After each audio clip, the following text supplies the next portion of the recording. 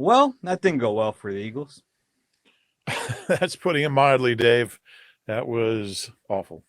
That was a butt kicking like we haven't seen in a long time, honestly. This is a really good Eagles team, but they were outclassed by the 49ers on Sunday. Yeah, in every way imaginable. And normally you lose a game, you're still 10-2. You feel like, all right, we still have a lot. But this is a game that kind of makes you look at everything little differently. This isn't just a loss. To be 10-1 and give up 42 points to anybody in your own building is alarming. So certainly, this kind of performance is not going to get them the number one seed, no matter who they play. Yeah. We'll break it all down. This is the Eagle Eye Podcast presented by Nissan. He's Reuben Frank. I'm Dave Zangaro. Yeah, I mean, we have a lot to talk about. We will put this into context, what it means for the Eagles' hopes to get the number one seed, where they are in the conference and the division. But we have to talk about the game itself. And I think in this one, like, certainly there were things offensively that weren't good that they have to fix. I thought there were coaching things that weren't good. Uh, but the defense to me is the headline of this one. Yeah. I didn't think they were going to win the game, the Eagles, but I didn't think it would be this kind of. I remember Troy Vincent used to call it a fresh butt whooping. Um, I didn't see this coming. But we've seen cracks in the armor on their defense most of the season, much of the season. They've had some really, really good performances. Miami sticks out, but they've been giving up a lot of yards. They've been giving up a lot of points, and it really came back to. Look, they've been making a play here, a play there, get a turnover late, get a stop on fourth down at the 6 yard line. They've been finding ways, but I think it kind of masked a pretty serious issue as far as defensive personnel and performance. Yeah. Final score here was 42-19. The Eagles defense started off great. Yeah. The first two drives, you're thinking, oh man, they came to play. They're looking great. The 49ers had minus 6 yards on their first two drives, 2 3-and-outs. Quick punt. You're thinking, all right, Eagles have got to figure it out. Then an 88-yard touchdown drive, 85-yard touchdown drive, 75-yard touchdown drive, 77-yard touchdown drive, 75, a 52-yard touchdown after the onside kick, and the end of the game stopped the 49ers at the end. Yeah, they had a good stop there. Yeah. Do you know the last time the Eagles allowed offensive touchdowns on 6 straight possessions? I have a feeling you're going to tell me. Do you remember October 9th, 1966? I do not. Cowboys 56, Eagles 7 at the Cotton Bowl. And Don Meredith opened the game with touchdown passes to Dan Reeves, and then 2 to Bob Hayes. And then Dan Reeves had a touchdown run, and then another touchdown pass, and then Walt Garrison on the Cowboys' 6th possession had a 2-yard run. So they scored touchdowns on their first 6 drives of the game. That was 57 years ago. It's more than half a century. This doesn't happen. Hey, just the last time a playoff-bound Eagles team gave up 42 points in a game was 2009 against the Saints, and it's only happened like 5 times. This is the kind of game that 10-1 teams don't lose. Not like this. Not this thoroughly, this embarrassingly, this humiliatingly, this thoroughly. It just can't happen. Yeah. Seeing all those touchdowns stacked up one on top of the other, especially after the way they started. And they were just touchdowns. It's like these guys were running into the end zone untouched. Yeah, and long drives too.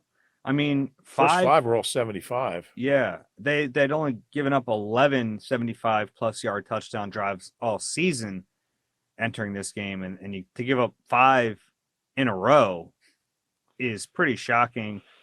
The issues on defense, we all saw them. Tackling was a huge issue that popped up.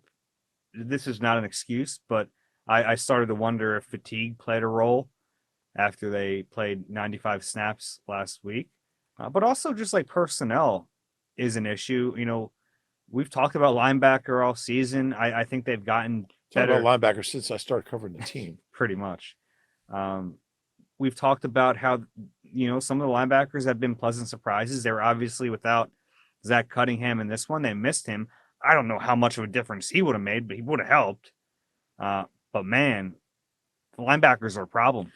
It's a problem, and you're right. I mean, look, you miss Zach Cunningham; he's a good player, but and it's almost unfair to blame Christian Ellis. I mean, he's an undrafted guy. He's an effort guy. He's a good special teamer, but you put him out there against these weapons that they have. Yeah. This is his first career start. Yeah, and this is back-to-back weeks where the opposing coach found him. Yeah. And went after him. Sure. And it worked. And Nick Morrow wasn't any better. No, he wasn't. He's kind of played above what expectation this year. Didn't do that today. I mean, his tackling was a real issue. Him guessing wrong on the Christian McCaffrey pass.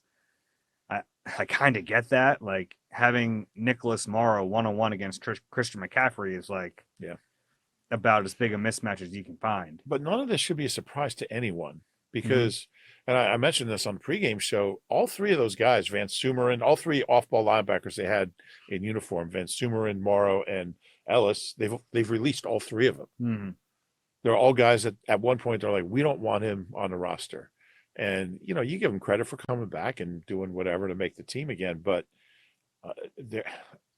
and look, you start with Nakobe because for me, Nakobe was going to be the first step to answering the linebacker issue. Now, if he hadn't gotten hurt, if he hadn't hurt his foot, what would we have seen from him? I don't know. Yeah, I don't know. But he was supposed to be, a big part of the answer at that position. And they did invest heavily by their standards in Nakobe. Yeah, sure. A third-round pick. Yeah. I know it's not, overall it's not a huge resource, but for this team, that's pretty significant. Yeah, and they, expectate, and he was kind of perceived as even better than that. Mm-hmm. The steal of the draft, we thought. At the time. Yeah, that's how it was painted. Now maybe he comes back in year 3, still a young guy, still 22, I think. Maybe he comes back next year. But I mean, he's the only linebacker they have under contract other than like Van Sumeren. I mean, Morrow and Cunningham probably won't be here. Maybe they'll sign Zach Cunningham. I don't know, but it's not just tonight. I mean, it's a problem. Linebackers are a problem with this team, but it's not just linebackers either. I mean, I thought up front, like they've gotten gashed 3 weeks in a row against the run. They averaged 66 yards allowed rushing first 9 games, and it's 156 the last 3. It's almost tripled. Yeah, and this game, like last week, it was so much Josh Allen that, like, not that you throw it away, but and look, Christian McCaffrey's a great player, but he had 93 yards on the ground. He had 40 through the air,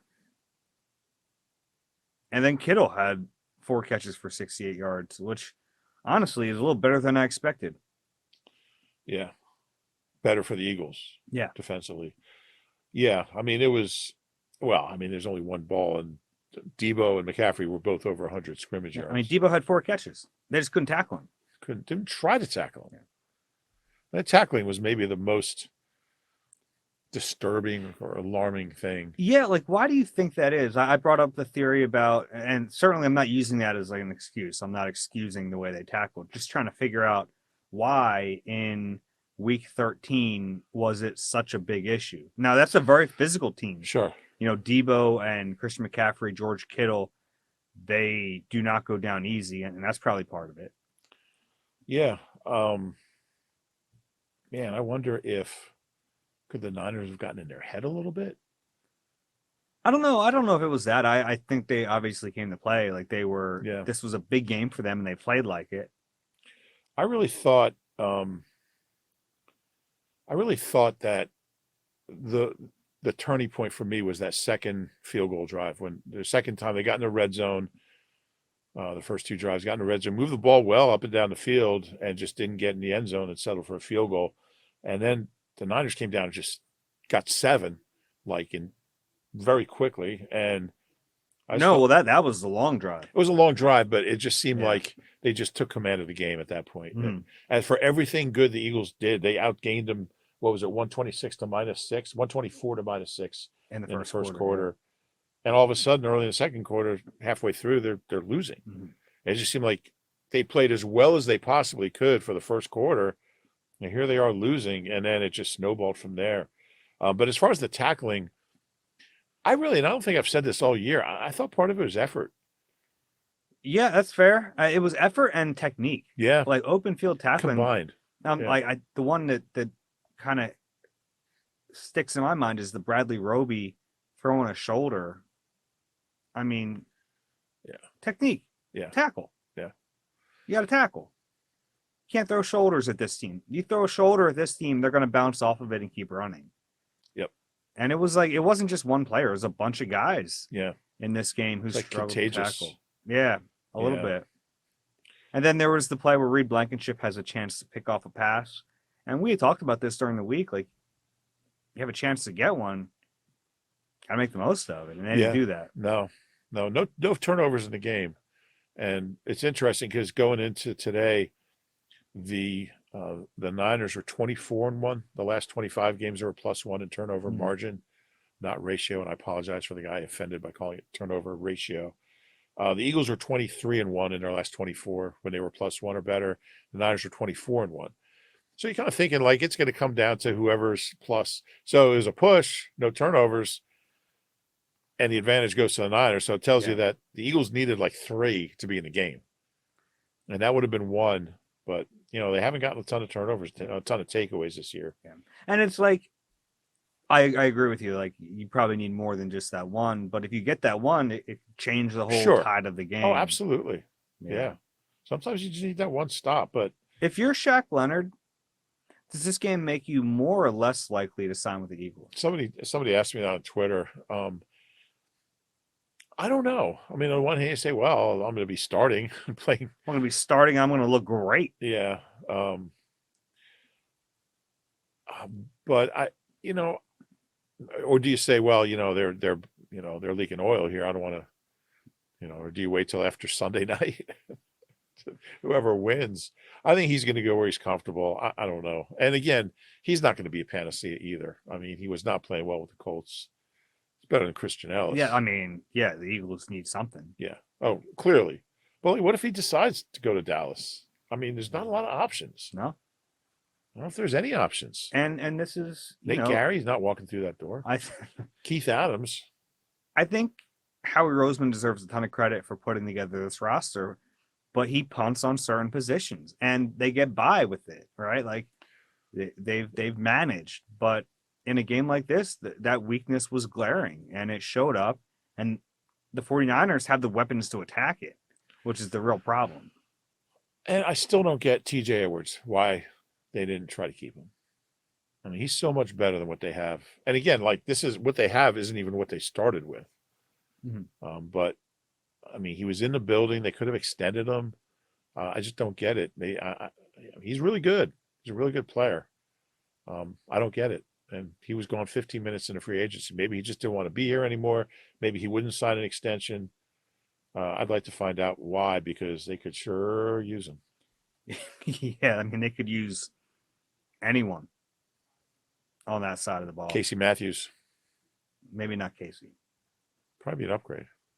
We have had just you're right. I mean, we kind of joked about it, like, since you've been covering the team, maybe not that long, but like a long time. I mean, we're talking about linebacker being a weak spot on this team. We've lived through the Brian Rolls and Jamar Chaney's, and it's just a never-ending line of mediocre to mediocre minus players. Yeah. I think when they won it in 2017, Bradham played really well that year. Kendricks, they used a 2 on Kendricks. So, that was a pretty high pick. It's been a while, obviously, but he played well that year. And remind me who the other starting linebacker was in 2017. Well, Jordan Hicks got hurt. Jordan Hicks got hurt, but he was playing really well. And Donnell Ellerbe. Donnell Ellerbe played 1 snap in the Super Bowl. But Joe Walker before that. Hicks was a 3. That was a chip pick in 15, right? Yeah. He was a good player. Still in the league. So is Alex Singleton. Alex Singleton would be better than what they have. Yeah. Should have traded for him at the deadline. I mean, There was that big Josh Sweat offsides. That was bad. That was a bad play. And look, I never really got a good replay look at that. Did you see that? No. We never really got a No. good... Oh, yeah. They did show one replay. Was he definitely off? Yeah. Okay. Yeah. I never really got a good view on it. Yeah, he was. Bad penalty because they were off the field. Right. It was a late flag. Yeah, that I couldn't tell. But, I mean, I don't even... All right, so Fletch had a sack for 2 yards. I think Reddick had an early sack. Reddick had an early sack. Reddick early in the game was beating up on the right tackle. He was wrecking shop. They started to chip a little bit more Yeah. against him. But I can't really remember any plays the defense made other than, the 2 sacks. Jordan Davis on the first possession knocked down a pass. Yeah, he did. Yeah, he did knock down a pass. But after that, they were just killing them up and down the field. I worry that Jordan Davis and Jalen Carter, they play a lot of snaps, which wasn't the original plan. I worry about those guys wearing down. Couple young guys. I mean, because we're not seeing, look, they're still good players, but we're not seeing quite the level of playmaking that we saw early on. Yeah. It looked like all the motion affected them too, which is, yes, I know that's a strength of the 49ers, but they knew it was coming. This is what they do. And maybe they just kind of feasted on a secondary that's still getting their sea legs a little bit. But yeah, no, you're right. No one made a play. No one made a play. No one made a play. And they had chances, not a whole lot, but they had some. And, Purdy's just so good that he's not going to give you. I think, the batted ball could have, there's nobody there, the one that, but I liked what the side did early, and they were mixing and matching, and it was working. But then the same mixing and matching did not work later in the game in terms of personnel packages. And my concern is that, like, in the back seven, like, even if like Byard and Roby and Slay and Bradbury, like, even if these guys, Cunningham are all, might play a little better next week or against Seattle, but like, what's the future? Like, out of all the guys in the back seven, like, who do you want on the team next year? Reed? It's Reed. Is that it? Van Sumeren, I as think a Slay special teamer overall this year is still playing at a pretty high level. That's fair. But as far as younger guys on the defense. There's no youth. I mean, two guys up front, Milton and Reed. Reed's the only guy in the back seven that you're like, and that's a concern because even Howie can't rebuild an entire secondary and linebacker core overnight. So, Myles Garrett, we talk him coming back. Myles Jack, I'm sorry, I always do that. Talk about it. Get Myles. Try to get him. Myles Jack, I don't know. It's a concern. It is. Ugly game on defense. Offense, though, I mean, I really think a big part of this game was them settling for field goals early. Yeah. And they've been so good in the red zone, 13 out of 15 their last 4 games. Yeah, you had that weird play with Jalen where he slips and he takes the big sack. Yeah. Man, like that's 15 yards. That's a 4-point play. Yeah. Yeah, no doubt. I'm not worried about the offense long term. I think they'll be fine. I generally agree with that. I just think they have the talent on offense. Yeah. But in this game, like, I didn't think Jalen was great. I thought there were good moments from.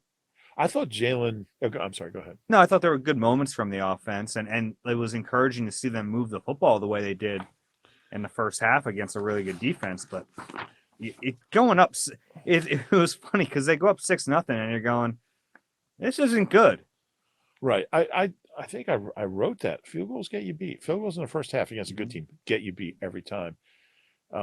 Second pass play of the game was a 38-yarder to AJ. Which was more yards than he had in either of the last 2 games. Interesting. And then their next longest play was 27 yards to Boston, which is at the end of the game, 3 minutes left. When we can talk later about why Jalen was out there and Nick's explanation for it. Absolutely absurd. Yeah. little bit. I didn't get to hear that, so I'm looking forward to hearing that later. But the point being, other than those two plays, they didn't have a pass play over, well, over 21 yards the whole game. I mean, He took the deep shot to Quez. yeah, that never goes well. Doesn't seem to. I mean, I kind of agree that it's pass interference on that one, but Yeah, it was. what are you going to do? Quez ain't going to get that call. Probably not. And I thought he could have come back a little stronger to it. Where have we heard that before? Yeah, I mean, just the He hasn't played in a couple months, but yeah. Devontae and AJ both played really tough. how much of a difference do you think having Goddard in this game would have made? I think he would have helped them just stay on the field, move the sticks a little bit. I'm sure it would have helped, certainly, but 24 points worth, I doubt it. But it'll be good to have him back. They just don't have that third option in the passing game. And they keep trying. I mean, They've tried so many. They've tried Julio. They've tried. Today was a OZ. weird game with the tight ends too. Albert Aquabenum played a lot. He seemed to, yeah. Yeah, he didn't get a target, did he? He got one target. Did he have a target? No catches for the tight ends. He was the only guy with a target. Yeah. I mean, they've tried, so much. I mean, Kenny Gainwell's the closest thing they have. I don't understand the way he used Swift. Swift had his fourth carry at the end of the first quarter. Didn't have another carry till the middle of the third quarter, and then only had 2 carries in the second half. And this is a guy on pace for 1,500 scrimmage yards. Mm-hmm.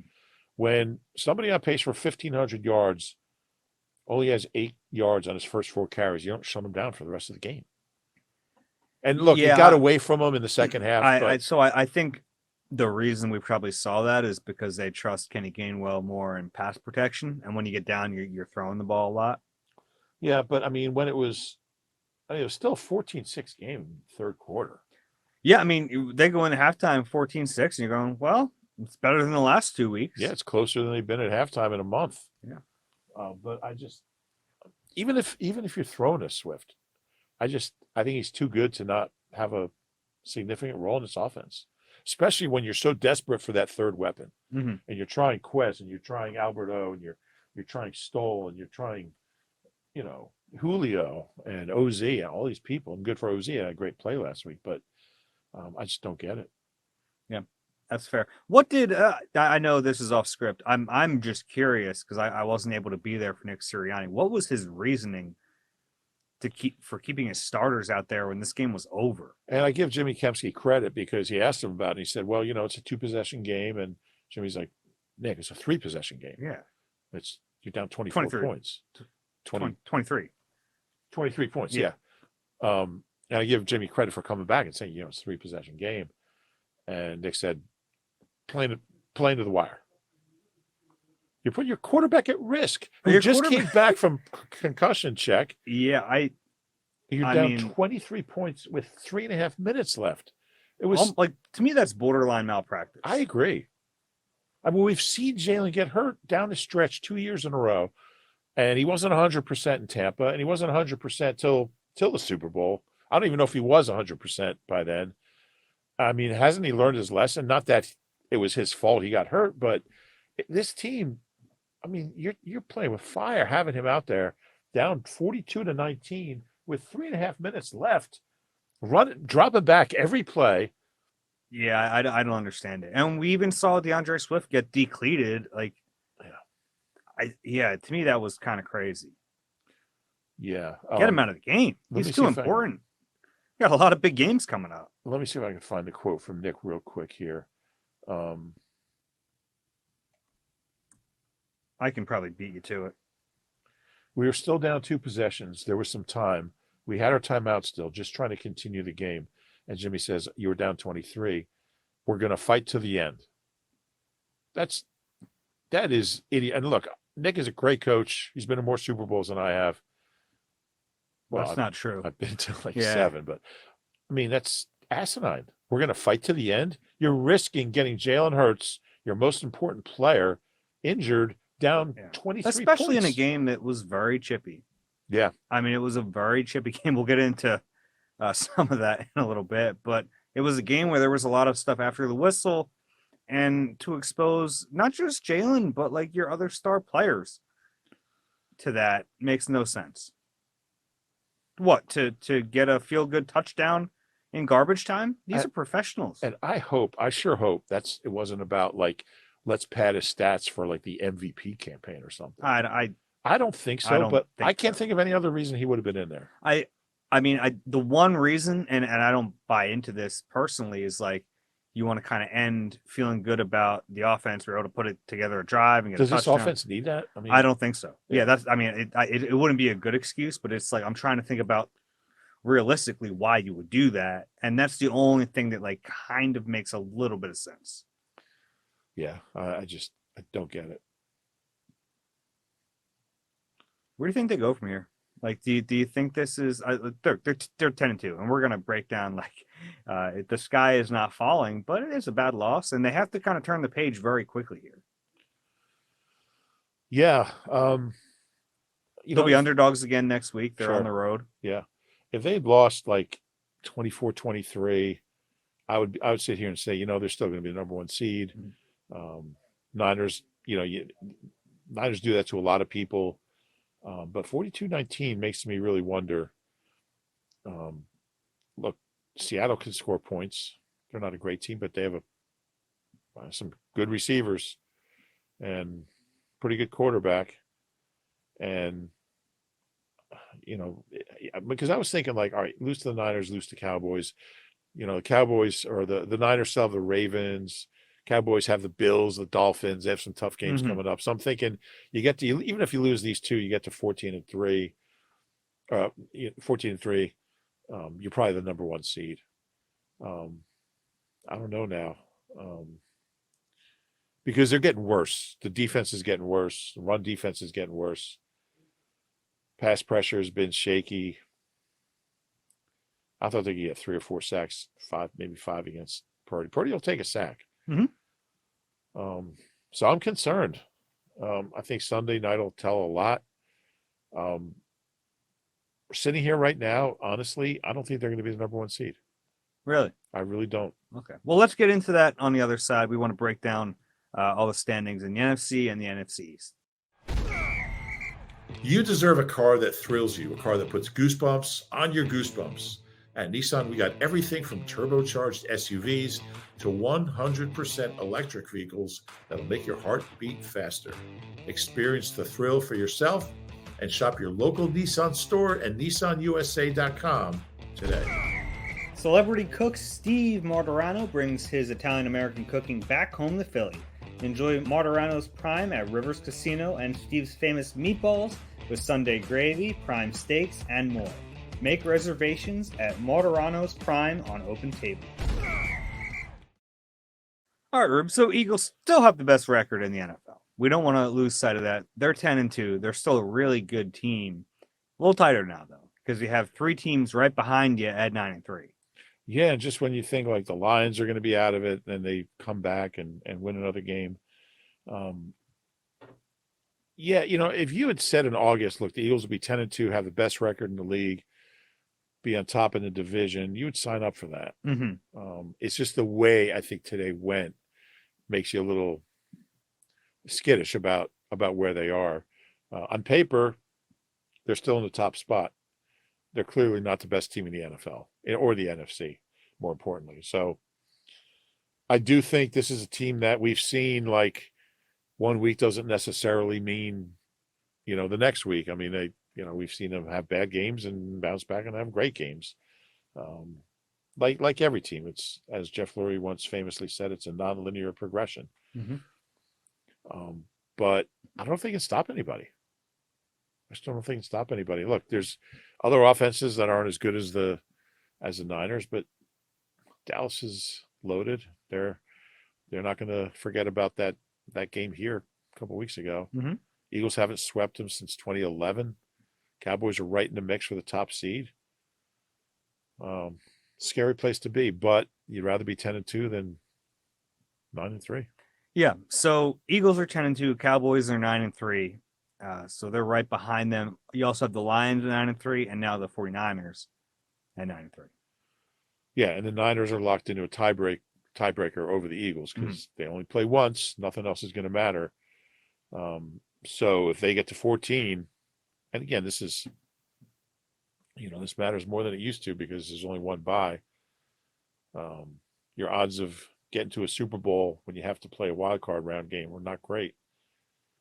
Can do it, but not great. Yeah. So right now, as you sit here, you're thinking not the number 1 seed. Well, I mean, look, they just gave up 42 points.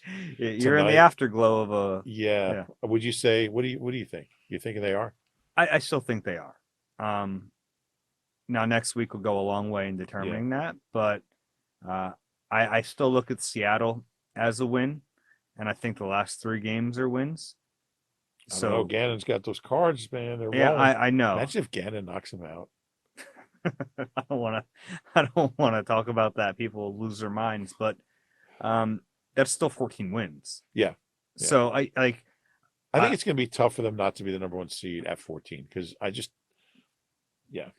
I agree with you. Like it's tough to think that way. I'm changing my mind. I think they'll be the number 1 seed. It's tough to think that way after seeing them get their butts kicked, but they did such a good job winning all those games when we said they had to win them.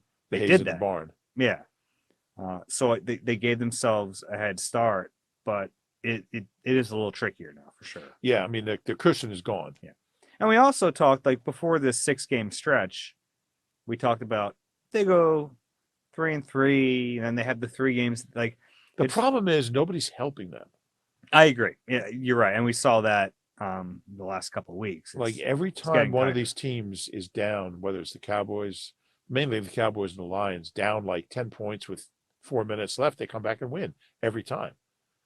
Nobody's helping the Eagles out, and look, they shouldn't expect that. They shouldn't need help, but maybe it's just not their year. We'll see. Yeah, I mean, sometimes that's the way things roll. And we talked last year about how everything kind of lined up so well for them. We talked about it last year. Like, it's not going to be this easy again, and we're starting to see that a little bit. Yep, it's kind of like in 18. Well, yeah, I mean, that's a little different. It's a little different, but it never goes the way you think.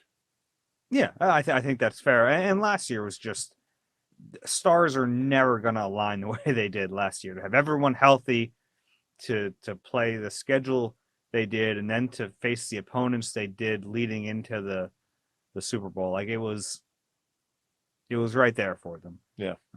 But that said, like I've been impressed by the way this team has responded. Now we haven't really seen them in this situation with like this current team because they haven't lost like this. Right. Curious to see how they respond. Yeah. What's your gut on that? I think they have the leadership in place. I do too. I don't to worry not about like let this tank their season. I agree with that. I don't worry about that part of it. It's just, are they good enough? That's the piece that I keep coming back to. And this wasn't out of the blue. I mean, it's not like they had a top defense before this game. They didn't. They haven't. So I mean, and they've gotten worse. I don't know what their ranking. We'll see what it is tomorrow. But have they gotten worse, or have they played better teams? Maybe a little of both. Mm-hmm. I mean, they shut down Miami with a bunch of backup defensive backs when Miami was like flying really high, scoring 40 points a game. So compare that with, I mean, they were out there with Mekhi Gardner playing in that game. Yeah. Compare that to this, and I get the impression, and their guys up front are not playing as well, and that could be a product of all the snaps. I mean, who's playing better than they were early in the year? Nobody. Well, it's a different team too. Yeah, I'm trying to think. I'm playing devil's advocate here a little bit. I get your point. I think Hassan Reddick's been playing really well. He has. Yeah, we don't need to do this because I get your point. That's fair. And I think Reddick's been really good. He's got 9.5 sacks in his last 9 games. But there's not a lot of guys And I thought he had good pressure early, but I don't think they pressured real well later in the game. I think Purdy's really good. He gets the ball to his guys, and they have good players. Like, it wasn't just like even Jennings in this game getting free on Eli Ricks. They like that matchup. Yeah. I don't know if I like the Eagles trotting Eli Ricks out there anymore. I think that's yeah. Like, you got Bradley Roby, and he didn't play well either, but I think you feel more comfortable with Roby out there. I would think so. Yeah. Yeah. It's going to be a weird game to rewatch because I feel like it was just there was so much that my head's swimming a little bit right now after that. Do you feel that a little bit? I always feel that. Can we talk about the weirdest thing that's happened in a long time? Yeah. Guess we have to. Yeah. We saw a player and a head of security both get ejected from this game. Not just a head of security, but assistant to the general manager. Yeah. Head of security. Yeah. All those titles. Whatever. Yeah. I remember his predecessor, Butch Pachanico, got a personal foul or something because a player ran into him when he was kind of too far out of the field. But yeah, and look, I mean, Dom's a great guy and everything, and he shouldn't have been there.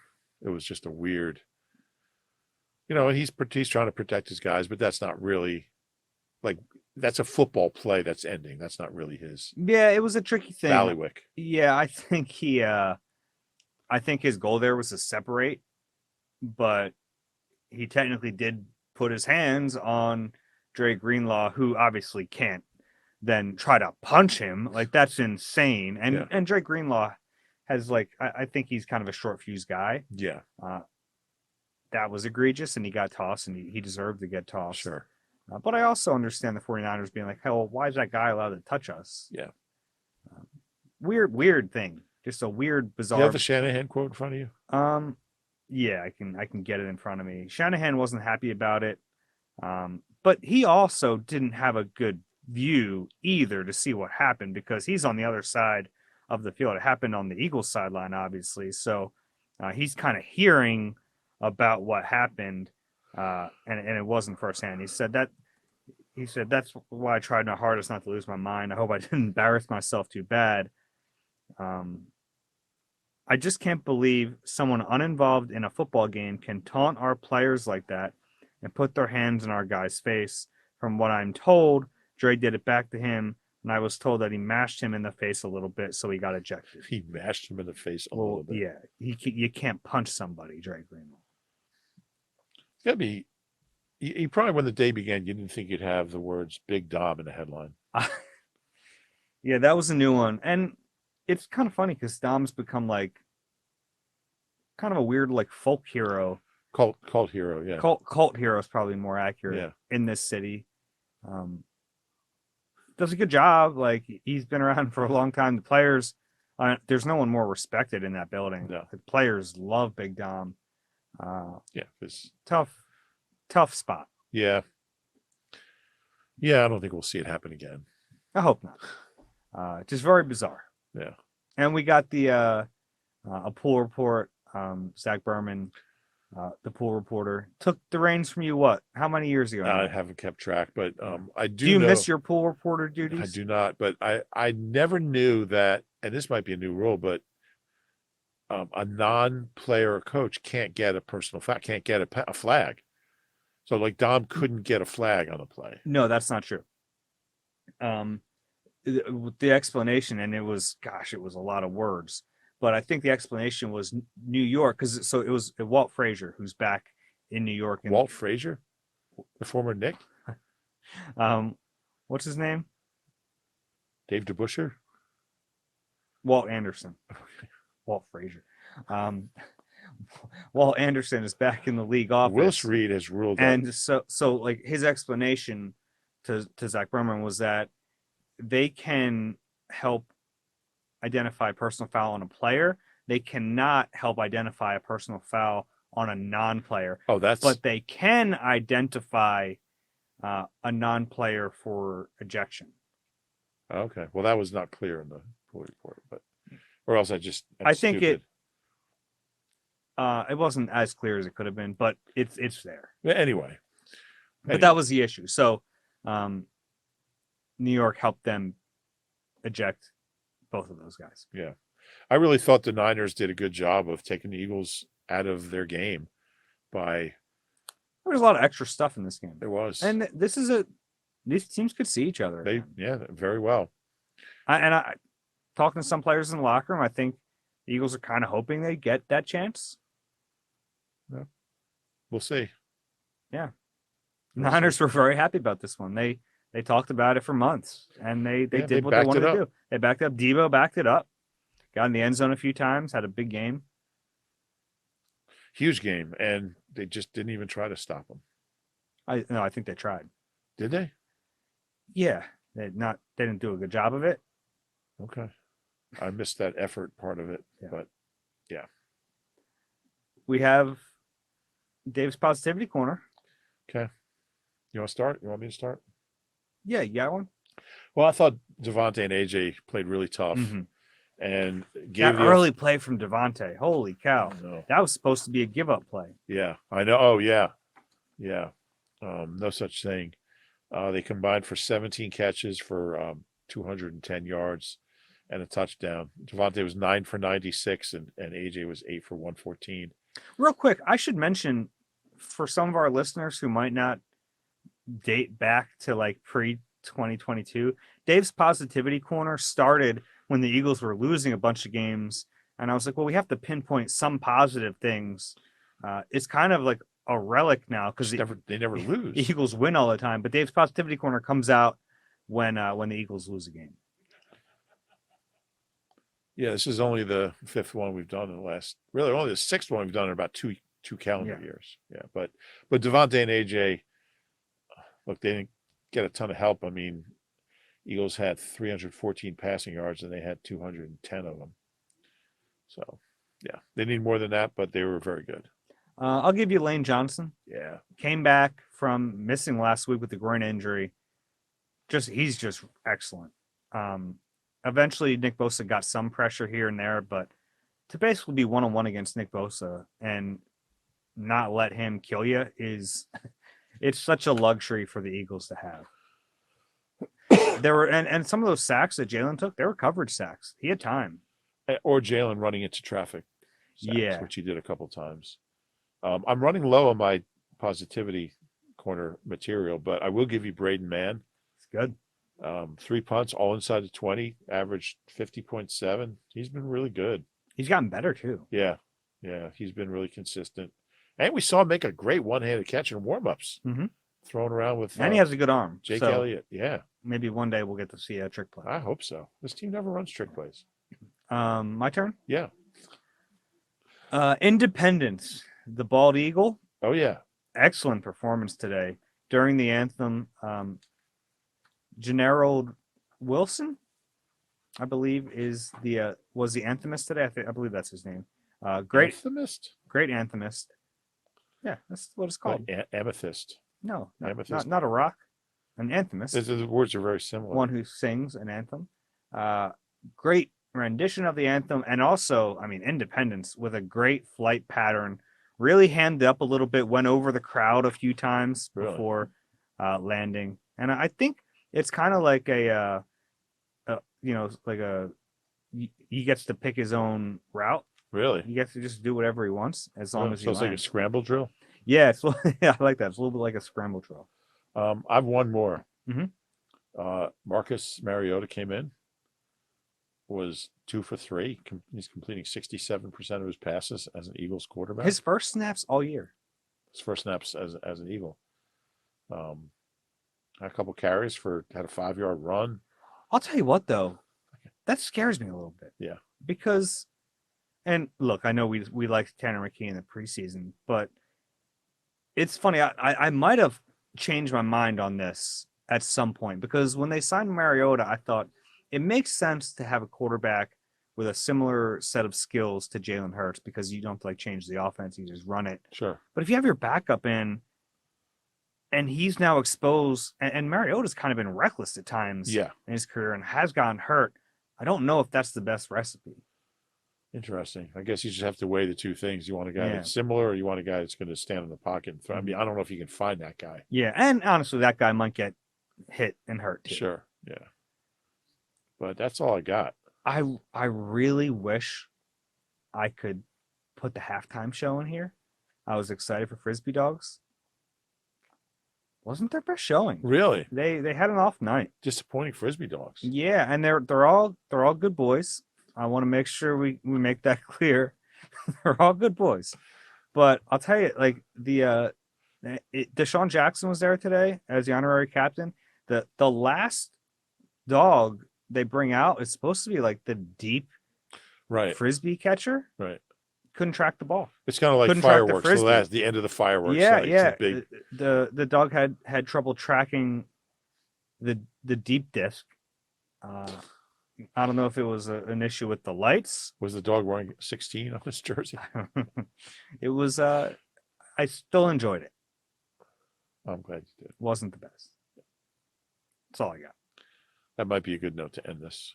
You think so? I think so. All right. If anyone's still listening for some reason, please do us a favor, rate and subscribe. Wherever you get your pods, if you're watching on YouTube, please click that like button and subscribe there as well. That's it. We'll be back with you later in the week. Things do not get any easier. Dallas Cowboys in North Texas in 6 days. I'm thinking people are probably listening to this on Monday. 7 days. Yeah. Well, as we Is it record. really after midnight? Just about, right? No, it's 10 o'clock. 10. Oh, that's Eastern. Nice. All right. We'll wrap this up. For Reuben, I'm Dave. This has been Eagle Eye presented by Nissan. We'll talk to you soon.